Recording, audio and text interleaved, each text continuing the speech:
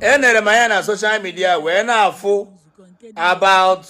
2 to 3 native doctors ndị megoro gịnị ndị emegoro arrest achịa ma ọchị ọkara echiri ikwikwii ozi wee na-agara Okongwu Dibia ọ bụrụ na ị na-watch vidio ndị mmadụ n'ụlọ mkpọrọ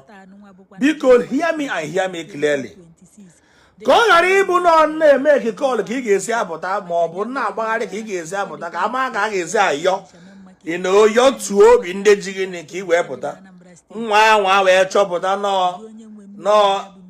ya ajụọ gị kwuo ma nke ịma ma nke ịma ha because na ọ nwere ka o si wee dị ọ dị imirimi ọzọ ndị ọ dị ihe inyo enyo that na ozugbo a kpọrọ gị mmadụ na-atọ eme ha arrest dịra dibia nke ọzọ na-ewu ewu na TikTok eme ha arrest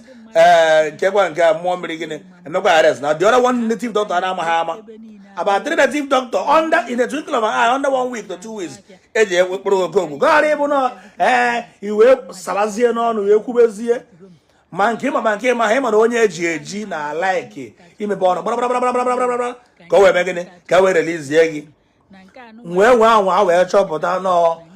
nọọ ihe ị chọrọ ime ka ị wee pụta ma nke ịma ma nke ịma ha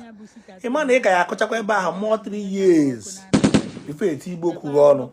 ebe na ị ka ya akụcha more 3 years. I don't want to believe that knows mgbe akpụghara gị Okongwu ebido mebe because ị na-enyo dịtị na-enyo ụwa niile mara Okongwu bụ canvasa ụmụ dibia. Yes, ọ na-akanvasịrị ụmụ dibia. Let me just use the word an advertiser is an advertiser, a paid agent, just like any other blogger. Just in fact, just like TV station or radio station. O nwere time eji eme advert alcohol na radio station. 7 o'clock nke abalị eme advert alcohol. Kuchi mana alcohol na-egbu kidney. O nwere ọ na-eme in fact ọ dịghị mma for health. Mana radio station na-eme mana o nwere time ha ji eme narakwa ego. Mekwa advert nke ndị ụka. So let's believe na Okongwu bụ an advertiser ụmụ dibia. Now, as you an advertiser ụmụ dibia, o nwere onye iji ụgwọ. Yes, fine and good. But ka ọ ghara ịbụ na ị chọziri ịpụta nkịta nke echi Okongwu kedu ndị na-arụ ọrụ ịkpọ ọnya ma nke bụ ezie ma nke abụghị ọ bụrụ o wee nwa wee bụrụ na nụọ gị na-akpọsị afa ndị mana well, let me not just put it that way. Investigation is quite okay. Ma ọ bụ na ejiri isi Okongwu Dibia wee bido investigation because onye ọbụla na-agbara mmadụ dibia ọ bụ na ịgbara mmadụ dibia si na onye a na-agwa awele probably ịfụgo onye awele ahụ rụrụ ọrụ na a ga-ajụ gị sị gị tụrụ onye o nwere ọgwụ awele ọ na onye a nwere ọgwụ ibubo na onye a nwere ọgwụ nke ọhụrụ ndị na-agbado vidio ha nwere ihe ọrịa ka ọ bụ rịa nwere ike na ọka ewee hapụzie gị isi ha n'ọkwa wayo ka ọ tụrụ nke bụ eziokwu bụ 80% of ọgwụ a na-agwa na online bụ wayo.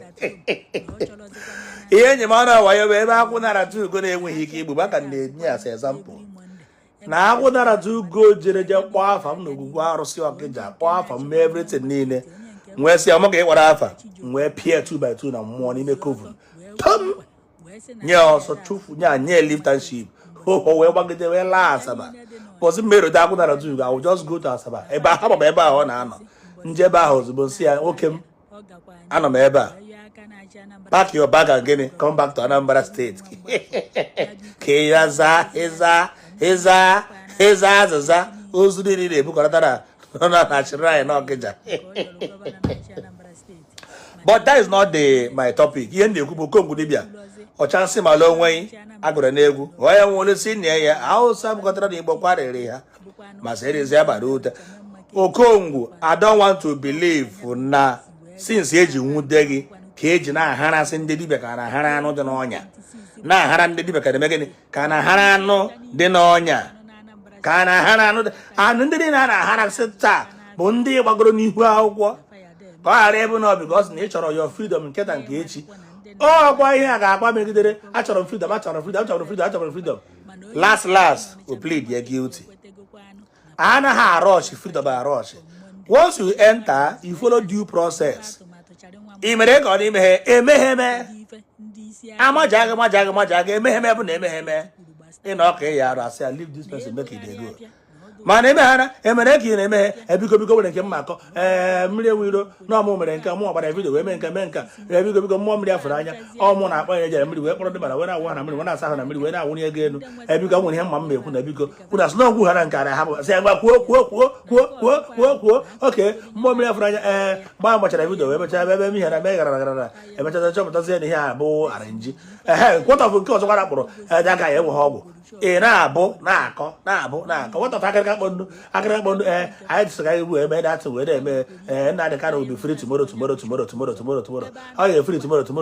ka o wee wetafe kọstọma na ama na etighara afa nna dị ka anụ onwe kọstọma etighara afa Soludo onwe kọstọma etighara afa onye enwe kọstọma onye a ga-ewin elekshọn onye a ga-ada elekshọn etighara afa onye agịta onwe kọstọma ị na-akọ nwatọfọ onye nke ihe mere onye nke ji ihe kpatara gị na ayara ndụ ihe ahụ mere bụ fake o mere na abụ mere arenji anyị jesa mecha arenji nọ ka wee gota kọstọma enyere gị ego enyere m ihe na-akwụ m every day 100,000 200,000 anyị jes wee mee ka wee nweta kọstọma ya bigoro hapụzi m hapụrụ m ke maka ala Jpac oge ala Jpac sọsọ ofu wọs ka m gana njeda nke onye 500,000 wee sị m thank you na ọ lakịrị ọrụ na kemgbe ejebe na nke ya ke maka kezi nke a na keba ka eze fero oge eze fero bụ ezigbote ọyị m ọ bụrụ agba n'ihu akwụkwọ ihe na ahụ na-arụ ọ bụ eziokwu 80% nke bụkwu n'eziokwu na 80% abụghị eziokwu anyị ọzọ na-arụ ihe na ka wee rụọ ọjọbọ ka wee jọz napụta ndị mmadụ ego anapụtacha ndị mmadụ ego bụ ya chi ya oke ata nsọ nye m 200,000 nye m 250,000 oge oge mgbe abụrụ nye m 500,000 akpọghezi n'ọnụ akọ nke ịgba na nke ịma ha I don't want to believe that but nchọpụta ị ga-apịacha 3 years